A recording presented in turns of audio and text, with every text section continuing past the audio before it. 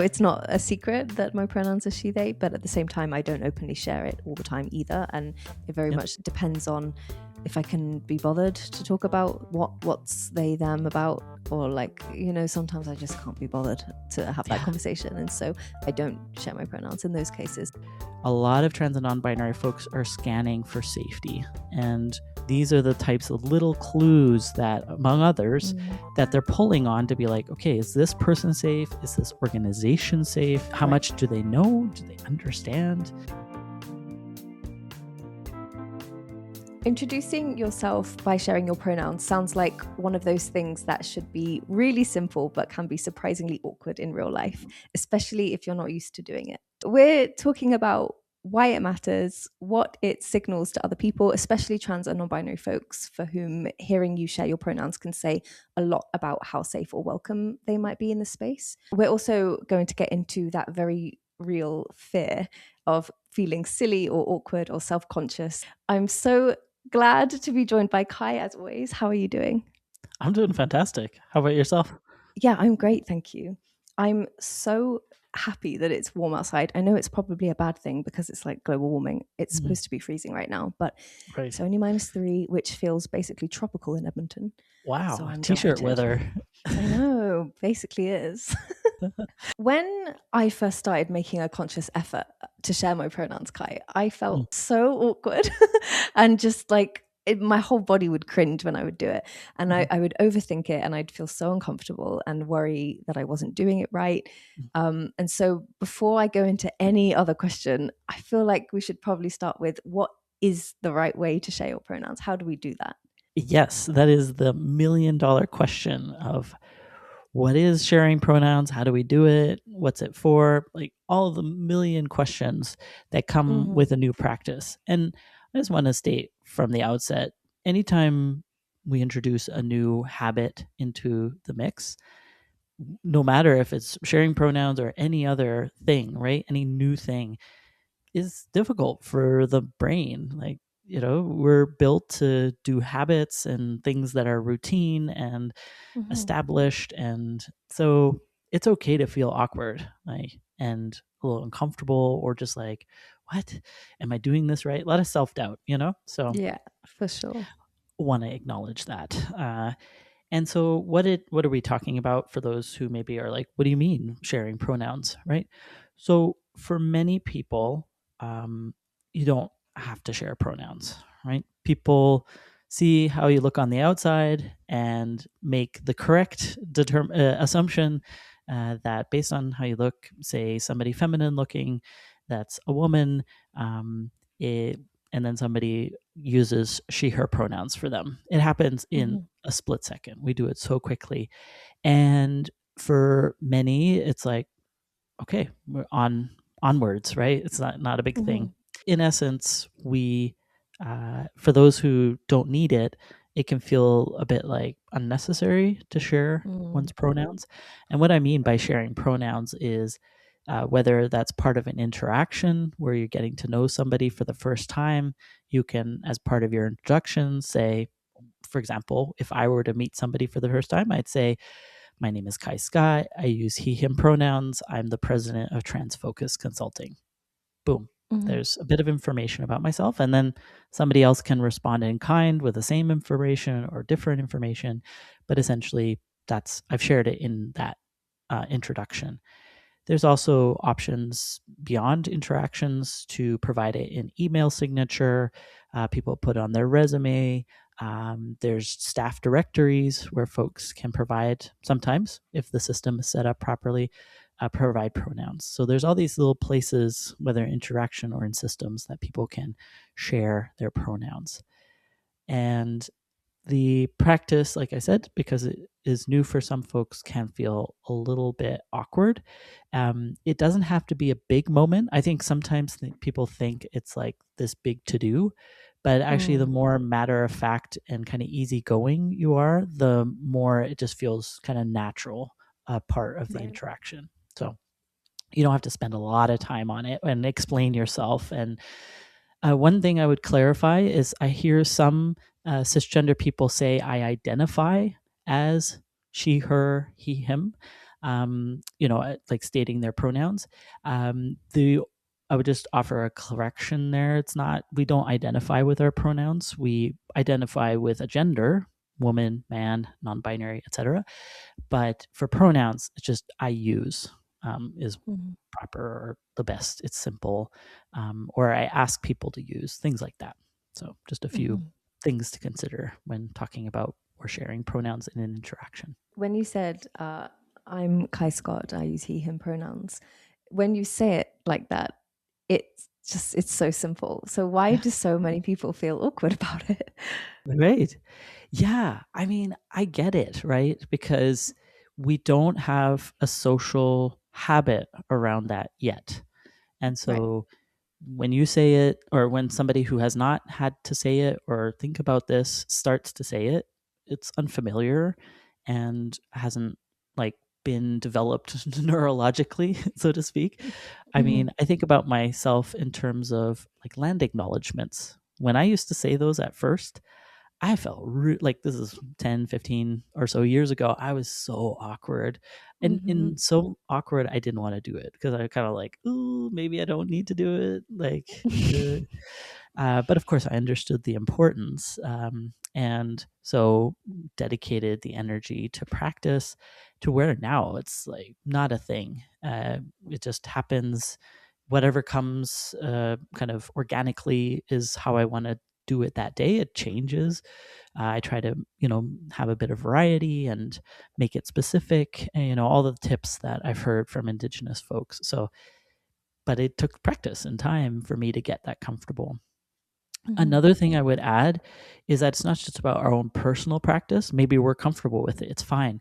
But then we're having to navigate the reactions of others. And that's where it Mm. gets a little more complex, where you don't know what you're going to encounter. Maybe you'll talk to, you're introducing yourself to a trans person and they're like, cool. And they provide their pronoun and it's seamless. Other times it can be folks who push back on and are like, "Ugh, this is such a woke thing to do," or "Why are you, giving your pronouns? Of course you're X, Y, and Z."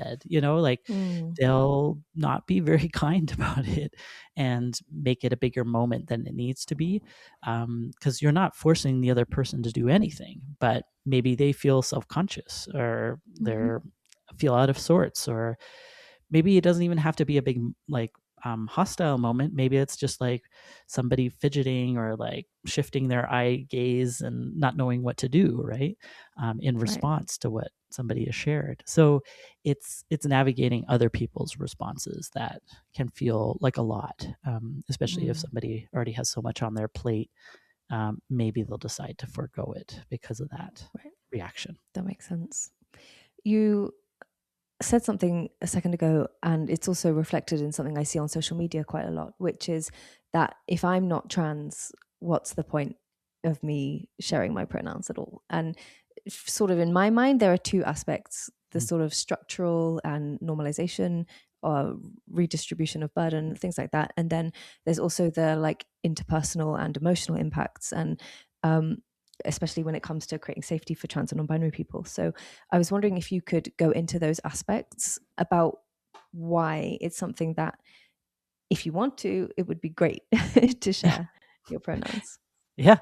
Well, for like a small amount of effort, there Mm-hmm. are certain benefits to that in the sense that, what you were mentioning, it's a way for those who are trans and non-binary to understand that you know about pronouns, their Mm-hmm. importance, and you also know that people can't make assumptions based on how somebody looks, what their pronouns are. So in essence, you're kind of offloading that responsibility of figuring it out to the other person by not Mm-hmm. stating it. Even if in your mind it's obvious, right? Like Right. how people would assume would be correct. But it still puts that other person in like this position of having to, if they're wanting to be thoughtful, to figure it out versus you just stating it outright, mystery solved. And off you go, right? And it's not to say that you have to do it all in interactions. There could be more subtle or indirect ways, like putting it in the email signature and people check and then use it, right? So there are options available to folks, but depending on their where they want to go and what they want to do.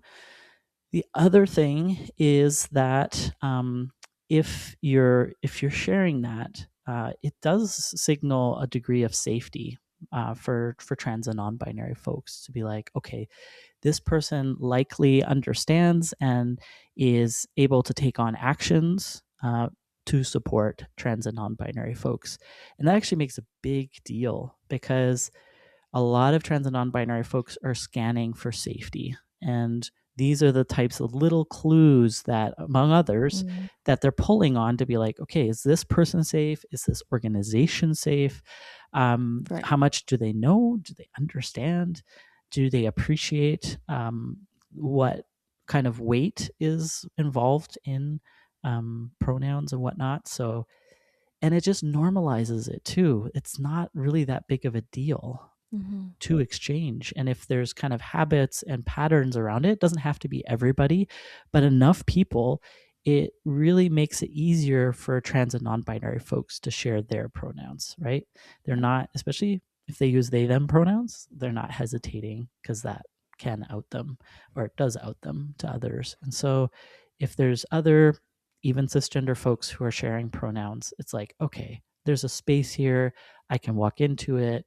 I can feel somewhat certain that people aren't going to lose their mind, and off you go. So there's kind of a few different dimensions, like you said, that create that additional safety for everybody involved. If you're watching the podcast rather than listening, and you may notice that the background is slightly different now for Kai, it's Hey, because he was sort of being blinded by the sun, as you might have noticed. So we just had to take a pause to do a switch.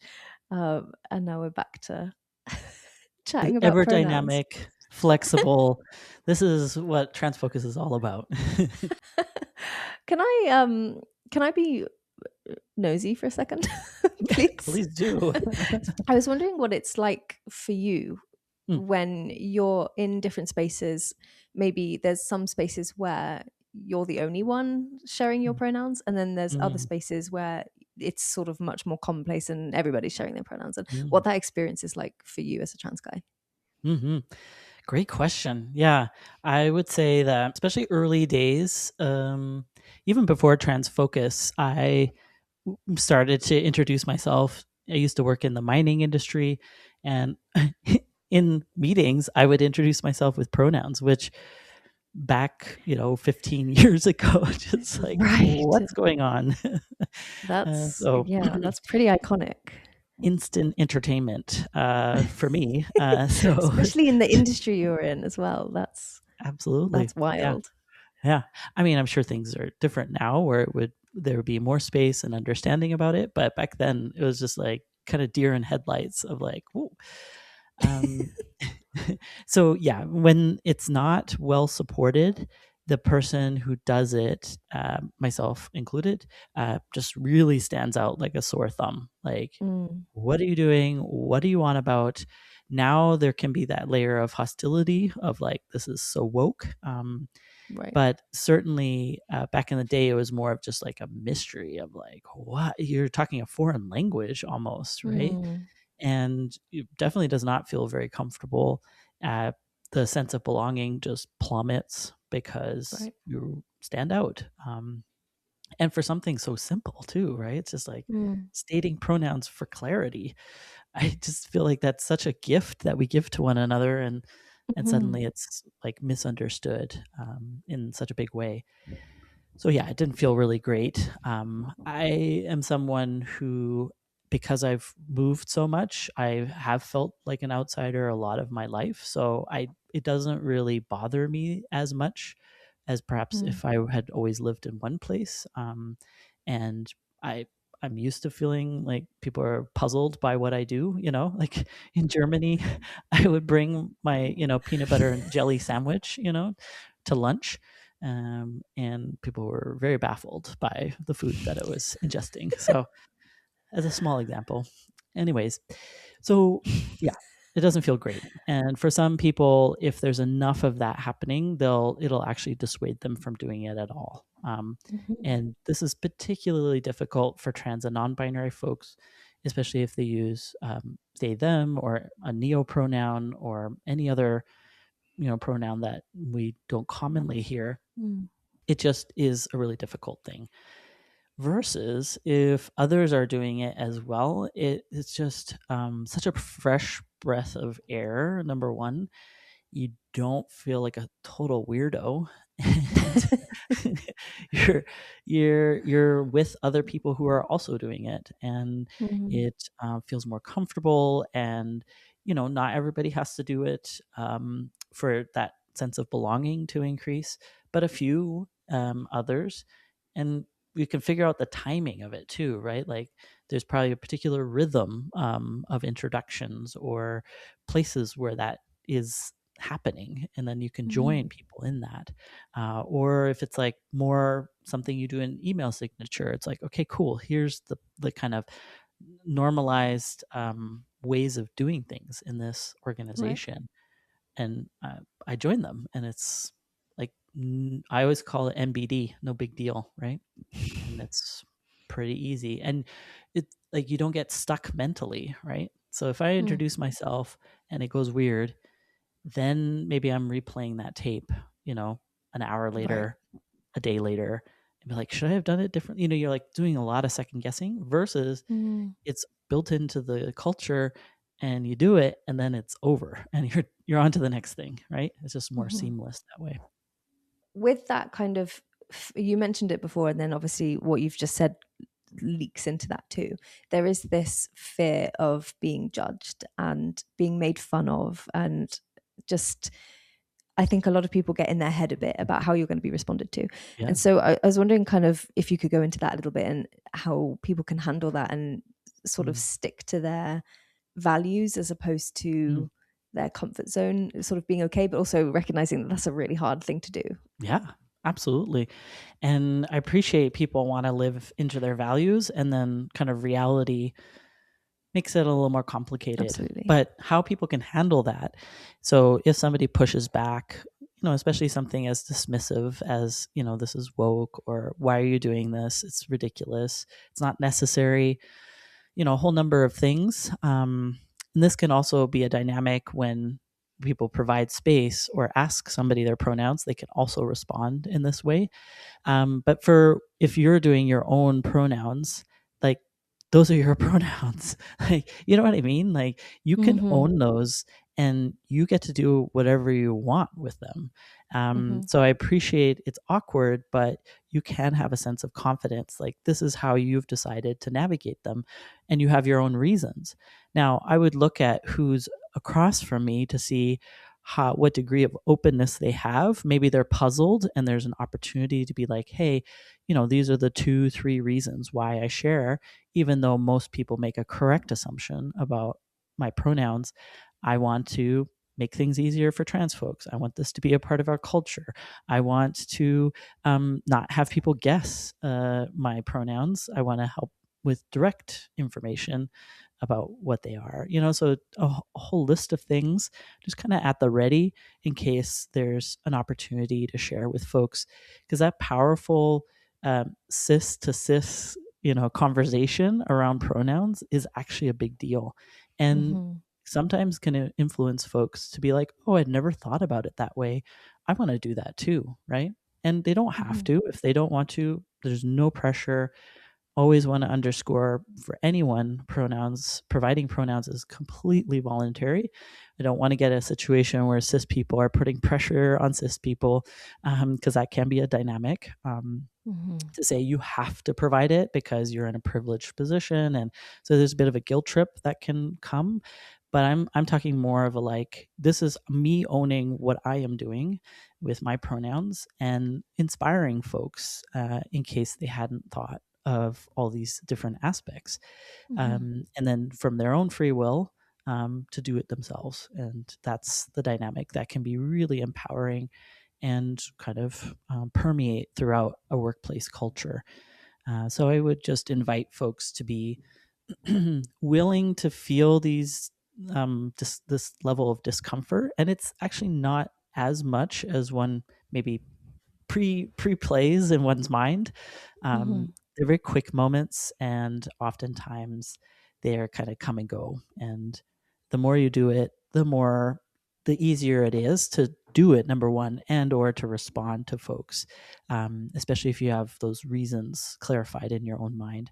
And be ready. There'll be people who have their reactions and puzzled or pushing back, but they don't get to tell you what to do, right?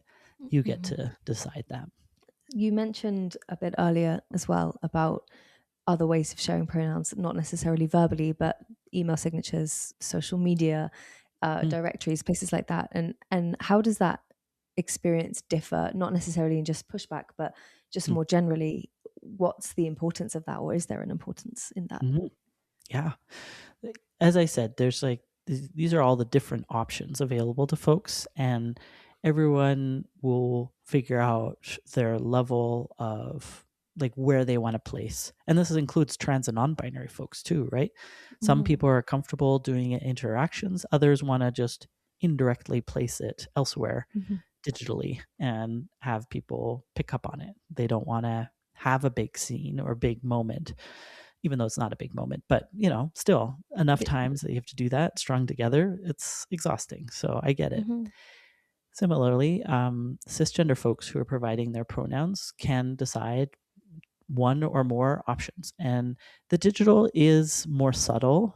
Not everyone is kind of in the habit of checking places before meeting somebody for the first time or as a refresh to meeting somebody that they haven't seen in a while, to go to these places to check them. So it's still good to offer them as a way to start to develop that. And certainly in our training, we are asking people to be a little bit more conscious that people likely have or could have provided their pronouns and to be looking out for them. And that's where email signature and staff directories, if it's a part of that system, and also on social media, can be a really just practical thing, but also a visual thing, right? Because of Hmm. how it's displayed. Usually, it's the name, and then either in brackets or below, you have the pronouns, and that just makes it not such a big deal again because it's Hmm. just there, and it's not as jarring to see it now. I think most people almost gloss over it. I mean, they may pay Right. attention for a second, be like, okay, he, him, cool, and then carry on. But it doesn't stand out because it's a little bit more widespread. Hmm. The last question I have for you is one that you did just mention as well, which Mm. is that piece about pronouns not being forced, so that they should always be optional. So I was wondering if you could close by going into that and that, yeah, reiterating that this is totally optional. So important. It's you can't say it enough, really, Hmm. because it's a new thing. People and wanting people definitely coming from a good place of wanting to make sure this gets established, whether they're cis or trans. And so there can be a bit more fervor around it, like Right. sometimes a little bit bordering on insistence. And that can come in two ways. So, one, it's cisgender people kind of putting pressure on other cisgender people to be like, let's go, let's do this, right? Hmm. That's what I already described. But there can also be cisgender people putting pressure on trans people to provide their pronouns because Hmm. they maybe are unsure or they really want to know. And they're like, without knowing, how am I supposed to interact with you? Right. And I mean, I think what they're trying to do is avoid mistakes, which is a good intention. But there's very complex decision making around sharing pronouns because of Hmm. some of the difficulties that I mentioned. And so for trans and non binary folks, this can put them in a precarious position. So Right. this kind of insistence on pronouns puts them in a really tough spot. Like they want to respond, but they also don't know if it's safe. And so it's Hmm. really important to not insist. People, no matter their gender, their history, they get to decide whether or not to share Hmm. and to respect that decision too. You may know somebody as trans or non-binary, others don't, and they may be very careful with that information, whether pronouns or sharing gender identity. So definitely not putting pressure on them, because we've heard many instances where people are put in harm's way, and not through any ill intention on the person who shared, but just they weren't ready and that went sideways. And so it's just being careful.